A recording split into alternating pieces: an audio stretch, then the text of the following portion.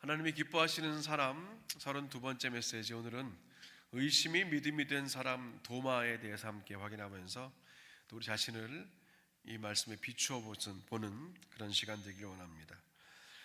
16세기 말에 카라바지오라고 불리는 이탈리아의 유명한 화가가 그린 의심하는 도마라는 그림이 있습니다. 근데 이 카라바지오가 그린 의심하는 도마라는 그림은 당시의 여타 화가들이 그리던 그 성화와 굉장히 많이 달랐습니다.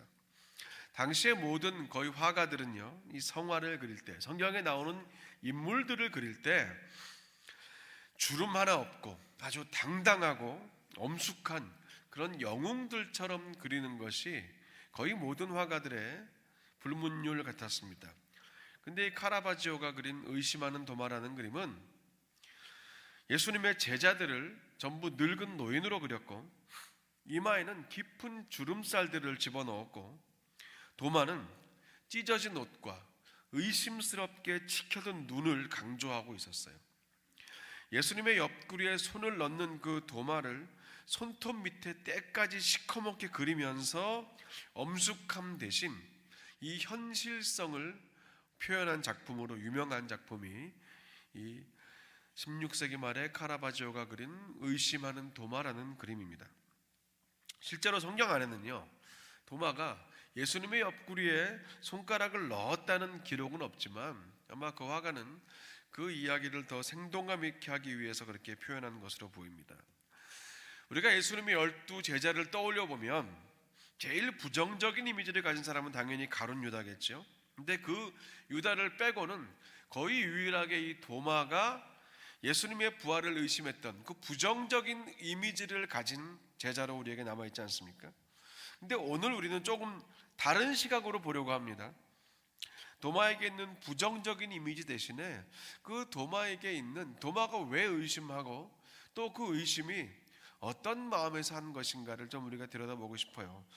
먼저 이 도마라는 인물을 좀 볼 텐데 한 두 가지 정도의 큰 특징이 있습니다. 첫 번째, 도마는 사실 꽤 용기 있는 사람이었습니다. 요한복음 11장에서 도마는요, 예수님을 끝까지 믿고 따르는 충직한 제자로 기록이 돼요.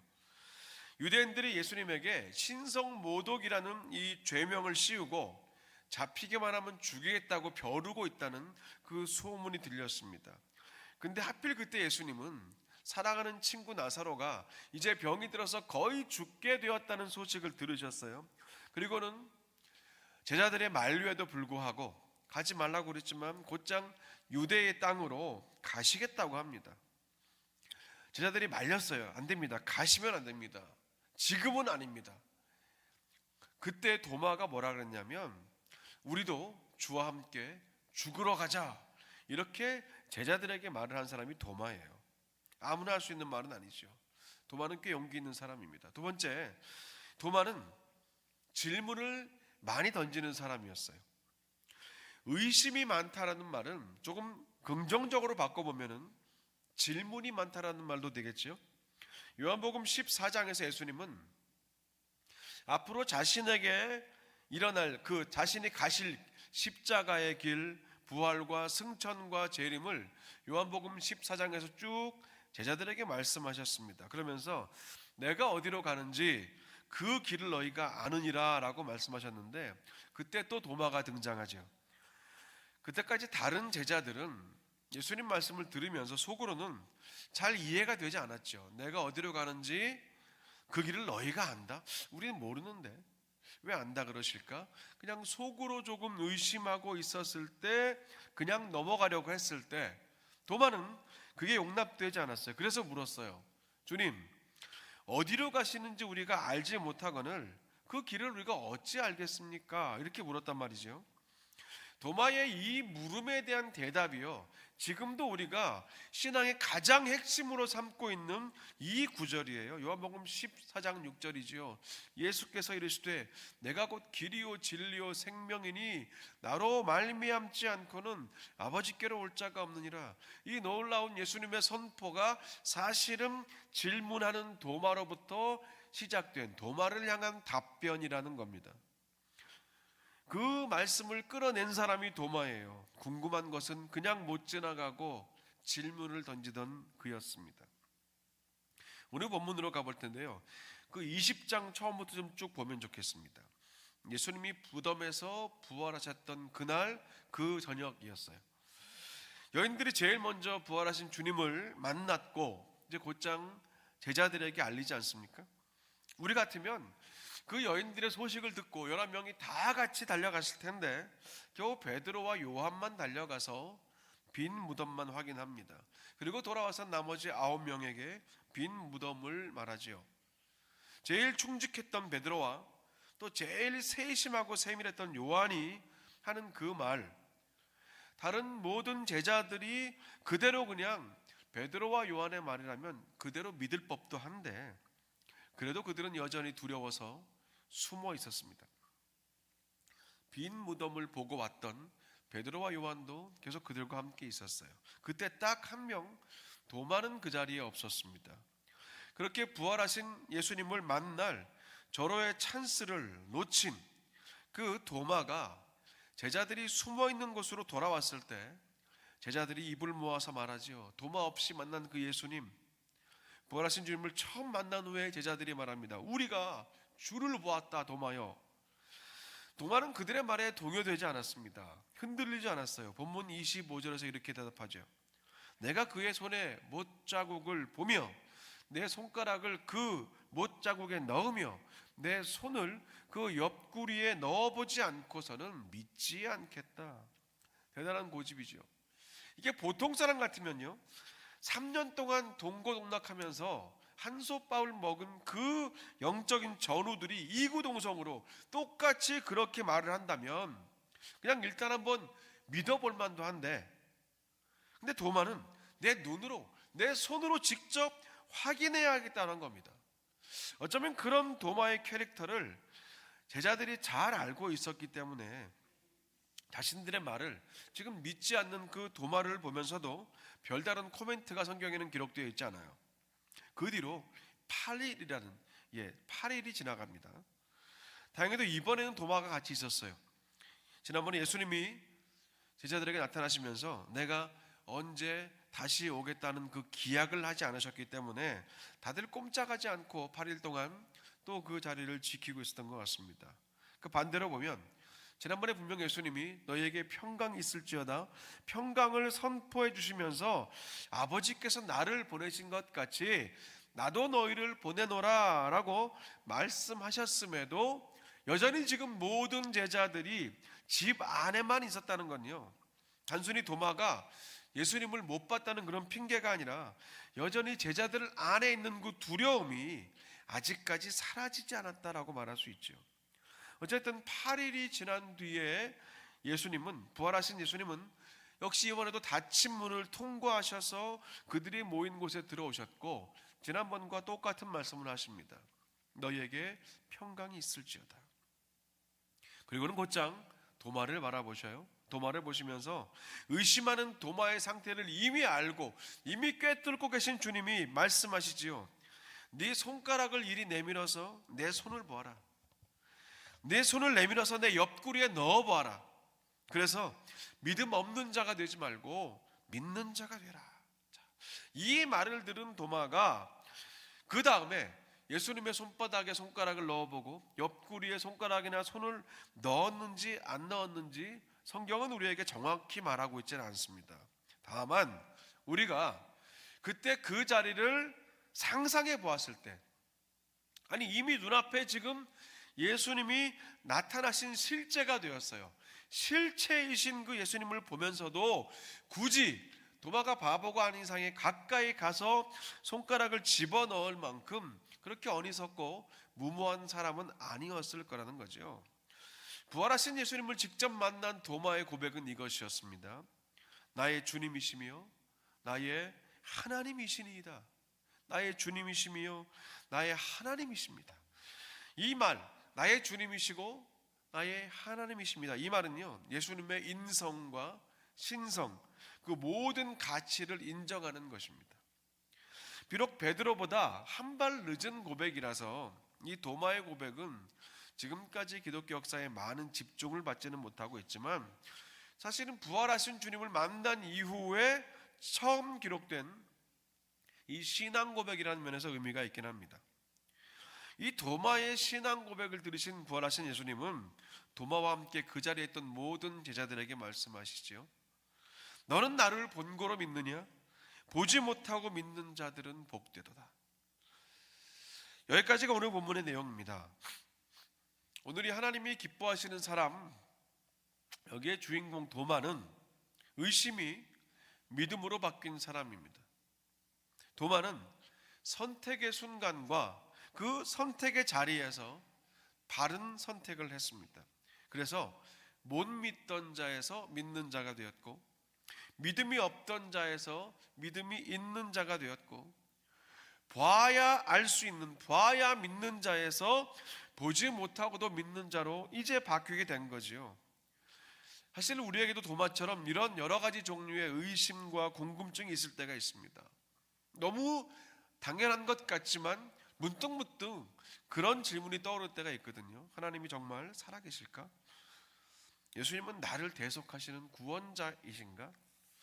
믿는 내 안에 정말 성령님이 함께하고 계시는가? 하나님의 말씀대로 순종하는 게 정말 복된 길인가? 천국과 지옥은 정말로 실제할까? 왜 교회를 오래 다녀도 잘 변하지 않을까? 정말 고난은 변장된 축복일까? 우리가 오랫동안 교회를 다니고 믿는다고 해도요, 끊임없이 다가오는 이런 수많은 의심들 앞에서 어떻게 우리의 의심이 믿음이 될 수 있는가? 그 실제적인 신앙의 원리 세 가지를 우리가 간단하게 말씀 안에서 한 번 더 확인하면서 좀 주시는 은혜를 나누고 싶습니다. 첫 번째요, 의심이 믿음이 될 수 있는 신앙의 원리. 첫 번째는 그 의심들을 우리가 일부러 거부할 필요는 없다는 겁니다. 의심을 거부할 필요는 없습니다. 의심이 믿음이 되기 위해서 반드시 필요한 과정은 의심을 거절하거나 의심을 외면하지 않아도 된다는 겁니다. 의심하는 것 자체는 죄도 아니고 문제도 아닙니다. 오늘 그렇게 끝까지 의심하던 도마가 예수님으로부터 의심했다고 해서 어떤 불이익이나 어떤 처벌을 받았습니까? 책망은 들었지만 결국 도마는 복음의 길을 갔어요. 역사적으로 보면 인도 선교의 아버지 같은 사람이 도마가 되었다는 그런 수많은 흔적들이 지금도 남아 있습니다. 인도에 가면 도마교회가 있거든요. 이렇게 우리가 의심하는 자리에서 믿음이 굳건해지고, 의심하는 그 자리에서 오히려 하나님의 강력한 역사가 시작되는 것을 얼마든지 볼 수 있다는 거예요. 하지만 계속해서 그 의심의 자리에만 머물러서는 안 되겠지요. 계속 그 의심만 하고 있다면 어떤 역사도 일어날 수 없기 때문에 그렇습니다. 의심을 거절하거나 외면하지는 말아야 되지만 계속 그 의심의 자리에 머물러 있는 것도 결코 건강한 모습이 아닙니다. 도마는 적어도요, 무턱대고 믿는 사람은 아니었습니다. 친한 사람들과 또 가족 같은 사람들이 그렇게 말했다고 해서 그냥 무조건 덜컥 믿어버리는 그런 사람이 아니었다는 거예요. 그는 의심했습니다.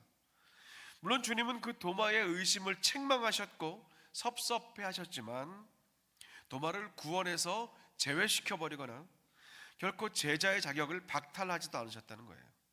오히려 도마 앞으로 더 다가오셨어요. 의심하는 도마에게 두 번째 나타나셨을 때는 먼저 말씀하셨잖아요. 여기서 우리가 두 번째 메시지로 이어집니다.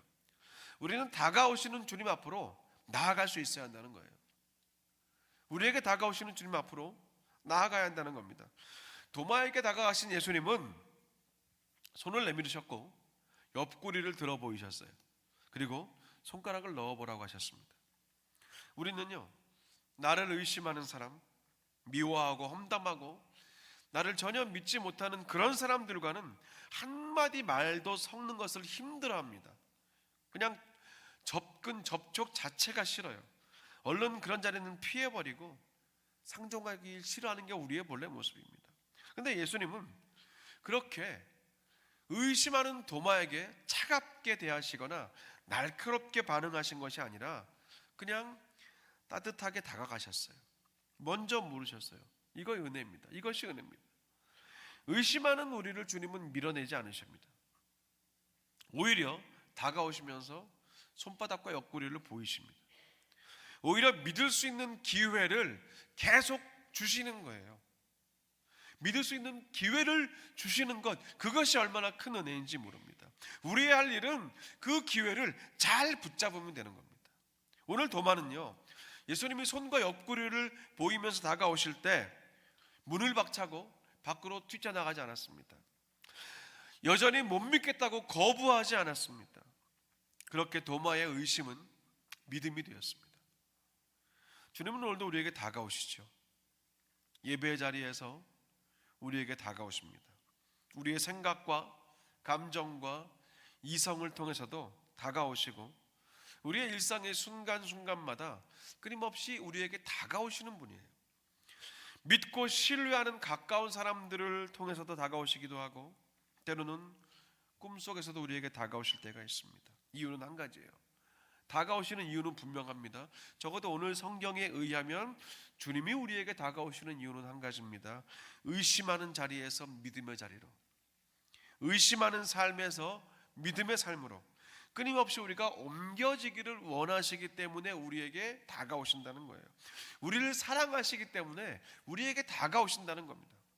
결국 신앙생활은요, 여러 가지로 정의할 수 있는데 오늘 이 본문에서 우리가 보는 신앙생활의 정의는 수없이 많은 채널로, 그런 루트로 우리에게 다가오시는 주님께 내가 어떻게 얼마나 반응하며 사는가, 사실은 이것이 신앙생활의 중요한 문제입니다.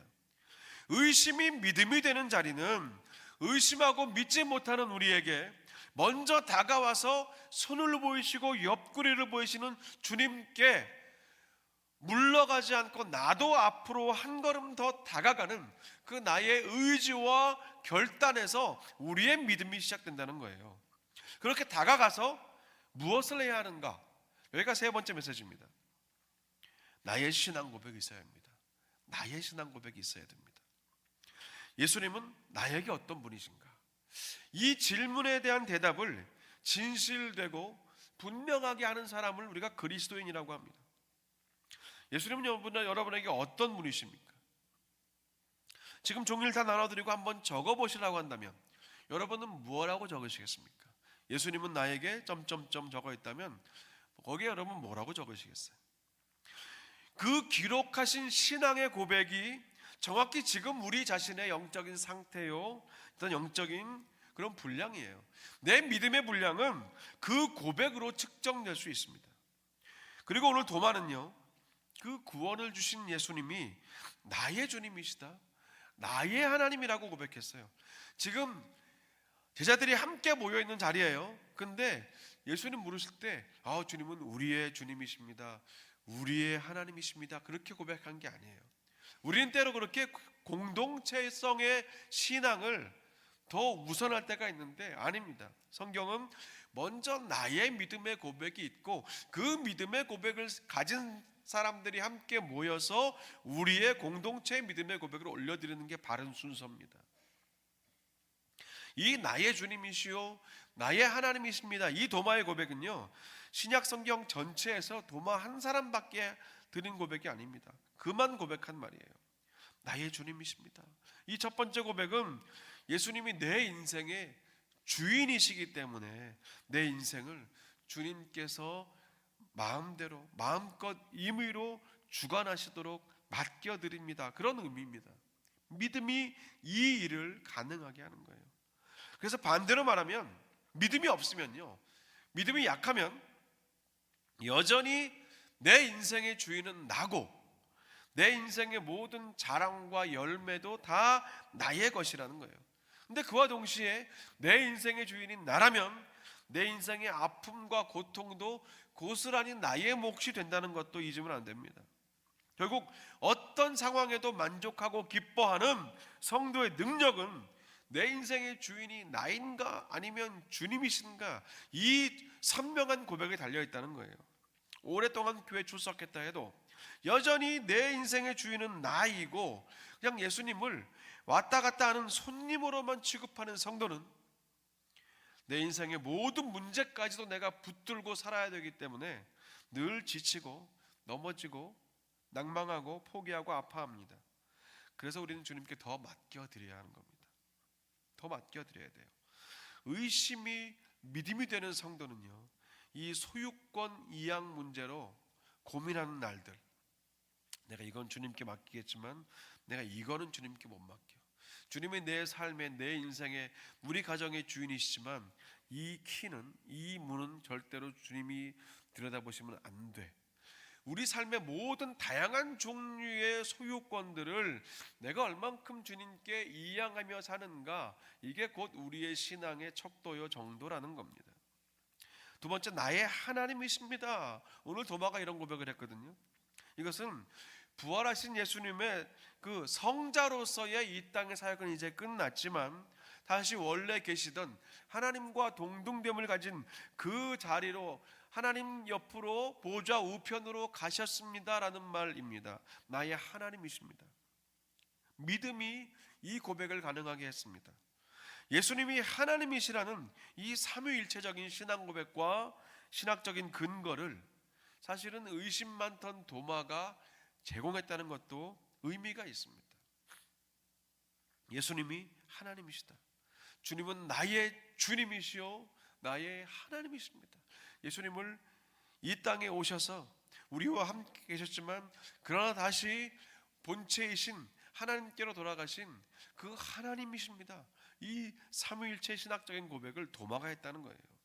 이렇게 의심하던 사람이요, 늘 의심하던 사람이 한 번 제대로 확실하게 믿기만 하면 얼마든지 더욱더 놀라운 믿음의 삶을 살 수 있다는 것, 오늘 도마가 우리에게 분명하게 말해주는 그런 메시지인 것이죠.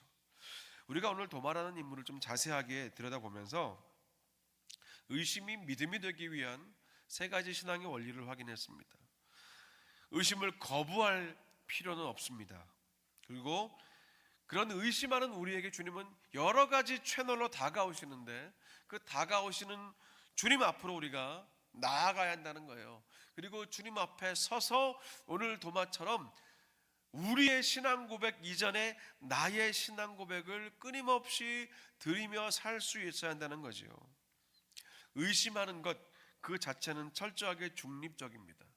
의심이 질문을 낳고 질문이 해답을 낳고 그 해답을 스스로가 받아들인다면 믿음이 되지만 의심이 고집이 되고 고집이 생활 방식이 되어버리면 그 의심은 우리의 믿음을 방해하기 때문입니다. 그래서 혹 우리 삶 가운데 다양한 종류의 의심이 든다면 거기서 멈추지 말고 성령을 의지하여 말씀 앞으로 나아가야 합니다. 예배 자리로 나아가야 합니다. 말씀 앞으로 나아가면 어느새 내 옆에, 내 앞에, 내 등 뒤에 다가와 계시는 그 주님을 만나게 될 것입니다. 예배 자리로 나오고 말씀의 자리, 기도 자리로 나아가야 돼요. 의심이 들수록 더 나아가면 그렇게 나아가는 우리에게 주님은 가까이 와 계신다는 거예요. 그렇게 주님을 만난 성도는 그 자리에서 나의 믿음을 고백할 수 있게 될 것이고 그 신앙 고백을 붙들고 사는 믿음의 사람이 됩니다. 의심이 생겼을 때 주님은 그런 우리를 거절하지 않으신다는 것을 기억하십시오.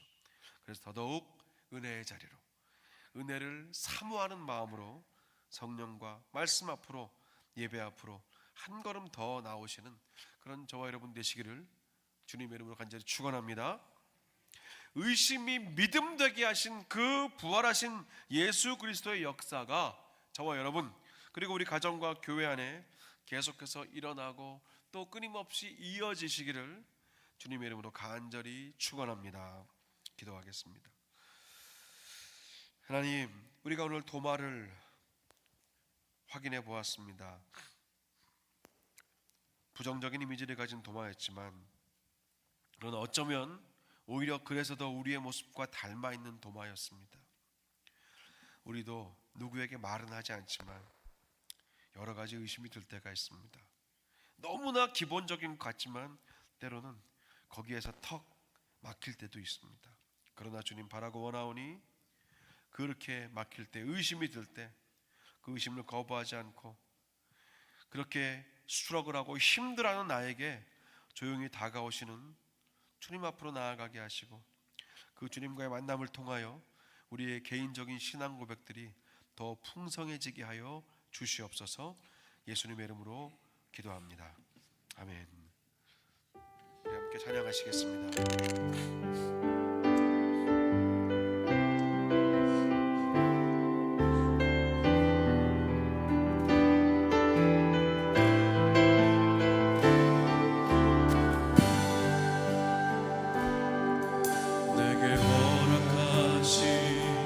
시련을 통해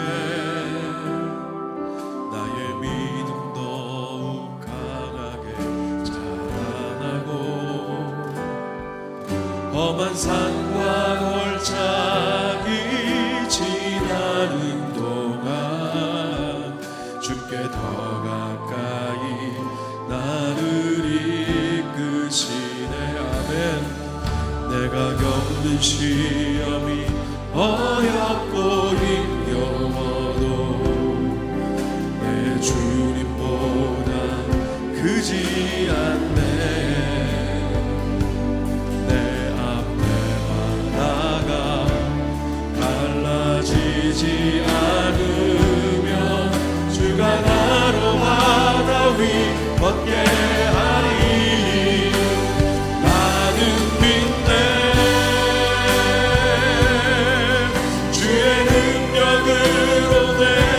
새롭게 되리. 나는 빛내 주의 능력으로 담대히 나가리라. 주와 함께 싸워 승리하리라. 날마다 믿음으로 나 살아가리. 다시 한번 내게 허락하신 시련을 통하여 내게 허락하신 시련을 통해 나의 믿음 더욱 강하게 자라나고 험한 산과 골짜기 지나는 동안 주께 더 가까이 나를 이끄시네. 내가 겪는 시험이 어렵고 힘겨워도 주님보다 크지 않네. 내 앞에 나아가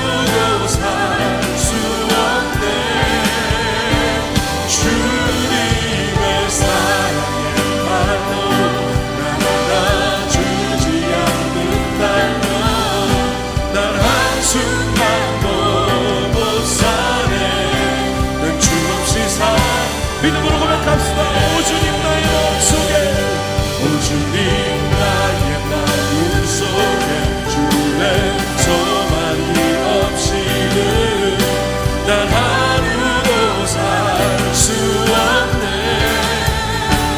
주님의 사랑의 발로 날 안아주지 않는다면 난 한순간도 못 사네. 난 주 없이 살고 오 주님 믿음으로, 오 주님 나의 마음속에 주님의 소망이 없이는 난 하루도 살 수 없네. 주님의 사랑의 발로 날 안아주지 않는다면 난 한순간도 못 사네. 주 없이 살 수 없네. 함께 이 시간 오늘 먼저 말씀 붙들고 기도합시다. 도마는 의심이 많은 사람이었다는 그런 평가를 받았지만 사실 우리가 오늘 확인한 것처럼 오히려 더 알고 싶어서, 더 믿고 싶어서 의심했던 사람이었습니다. 주님이 그 도마를 인정해 주셨습니다. 그리고 확실한 자신만의 신앙 고백을 갖게 되었고, 그 이후에 복음의 사도로서 순교의 자리까지 멈추지 않고 달려가는 그런 그리스도인이 되었습니다. 제자가 되었습니다. 주님의 은혜를 생각합시다. 의심해도 괜찮습니다. 안 믿어지면 못 믿겠다고 솔직히 말씀드려도 괜찮습니다.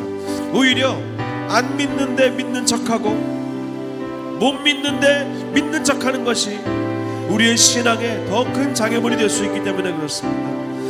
주님 앞에 정직하고 말씀 앞에 솔직한 내가 되기를 위해서 기도합시다. 주여 정직한 영을 나에게 부어주소서 기도했던 다윗처럼 우리 약함과 부끄러움과 믿지 못함까지도 다 이해하시고 받아주시고 우리에게 다가오시는, 먼저 물어봐 주시는 그 주님 앞에 우리 나아가서 하나님, 나의 일생 때론 의심한다 해도 그런 우리를 받아주시는 주님 앞에 나아가며 더 큰 믿음을 갖게 하여 주시옵소서. 우리 함께 말씀 붙들고 기도하시겠습니다. 아버지 하나님 감사합니다. 주님의 아버지 하나님 주님의 사랑에 감사합니다. 아버지여, 오늘도 말해보니 아버지 더 믿고 싶어서, 하나님 더 믿고 싶어서 떠나지 않고 있었습니다. 주여 더 확실하게 믿고 싶어서 주님께 질문하고 내가 그 손에 손가락으로 그 옆구리에 손을 넣어보겠다고 말했던 것을 우리가 기억합니다. 하나님, 우리도 도마와 같이 여러 가지 의심을 하며 살 때가 있습니다. 때로는 체면과 어떤 직분 때문에 믿어지지 않아도 믿는 척할 때가 있고, 믿지 못하겠는데도 믿어야 하는 것처럼 그렇게 살 때가 얼마나 많습니다. 아버지, 정직한 영을 우리에게 주시고 우리를 아시는 주님 앞에 솔직하게 나아가게 하여 주시옵소서. 감추지 말게 하시고 주여 그냥 덮고 넘어가지 말게 하시고, 아버지 하나님 우리의 삶 가운데 아버지 하나님 때로 걸음이 멈춰지고 모든 것이 멈춰진 것 같은 그런 날을 살아도 아버지여, 우리를 향하여 그 사랑의 걸음을 멈추지 않으시는 주님 앞에 나아가 주여 나의 신앙 고백으로 살게 하여 주시옵소서. 나의 주님이시여 나의 하나님이시니이다. 나의 신앙 고백으로 살게 모두가 되게 하여 주시옵소서. 주여 하나님이여, 우리가 온전하신 주님의 사모 아버지 하나님, 주님 주지 않는다면 난 한순간도 못 사네. 주 없이 살 수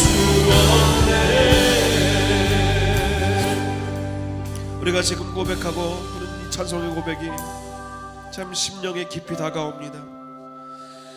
우리의 마음속에 주님의 소망이 없이는 우리는 하루도 살 수 없습니다. 주님께서 그 사랑의 팔로 우리를 안아주지 않으신다면 우리는 한순간도 못 사는 연약한 존재들입니다. 그래서 우리가 이렇게 고백하는 것을 주님이 기뻐하셔요. 주님, 저는 주님 없이 살 수 없습니다. 주님 없이 살 수 없습니다. 그런데요, 지금 이 순간에도, 이 시간에도, 이 시대에도 주님 없이 살 수 있다고 자신을 의지하며 살다가 넘어지고 쓰러지는 이들이 얼마나 많습니까?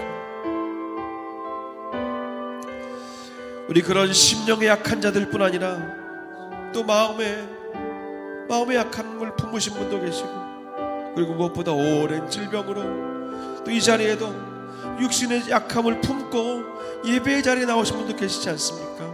우리 지금 이 시간 우리 약한 이들을 위해서 기도합시다. 예수님이 이 땅에 계실 때 늘 그 시선과 그 마음과 손길을 약한 자들을 향해서 두셨습니다. 어떤 이유로 병이 들었던 간에, 결혼을 몇 번을 했던 간에, 무엇을 하다가 잡혀왔던 간에 예수님 앞에서는 다 똑같이 사랑받아야 할, 용서받아야 할 죄인들이었습니다. 이민자로서 신분의 약함을 가지신 분들이 있습니다. 단단히 묶여버린 재정의 매듭을 풀다가 손에 힘이 빠져버리신 분도 계시죠. 오랜 질병과 마음의 아픔과 심령의 상함으로 약해진 이들이 있습니다. 오늘 이 자리에 계시다면 자신을 위해 기도하시고, 또 여러분이 기억나는 대로 주님께서 허락하신 그 기도의 인도하심에 따라 한 번 더 기도합시다. 기도하시겠습니다.